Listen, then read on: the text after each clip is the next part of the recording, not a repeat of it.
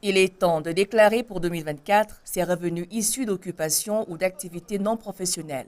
Cet acte citoyen favorise le prélèvement des impôts, ce qui contribue au financement des services publics vitaux. Il s'agit de revenus passifs ou revenus perçus en continu sans grand effort par les nationaux résidant sur le territoire camerounais ou non. Je suis un Camerounais résident à l'étranger, mais j'ai des revenus locatifs. J'ai des immeubles qui me produisent des revenus au Cameroun. Ces revenus-là doivent être déclarés au Cameroun. Les revenus concernés sont ces revenus qui ne sont pas tirés d'une activité professionnelle régulière, une activité qui nécessite par exemple la création d'une structure ou des formalités administratives ou judiciaires particulières. La Direction générale des impôts propose aux contribuables et à l'usager l'option de la déclaration pré-remplie par l'administration fiscale et celle de la déclaration spontanée à partir de son téléphone portable ou de son ordinateur.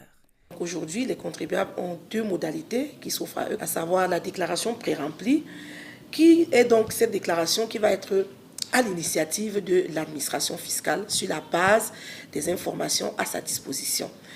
La déclaration spontanée, le contribuable va lui-même vers l'administration fiscale et effectue sa déclaration en ligne dans un formulaire qui est disponible en ligne. Nous pouvons venir, on fait des déclarations, on dépose les documents, on s'en va et tout de suite on est servi. Et ce qui est même formidable, c'est qu'on nous appelle au téléphone pour dire que tout est déjà OK. Donc cela nous émerveille beaucoup. Un accompagnement à la déclaration des revenus est déjà effectif. C'est le cas au Centre régional des impôts Centre 1 pour les personnels d'entreprises et autres contribuables de cette région fiscale. Ce coaching et service s'opère également en ligne aux adresses et liens visibles sur ces images.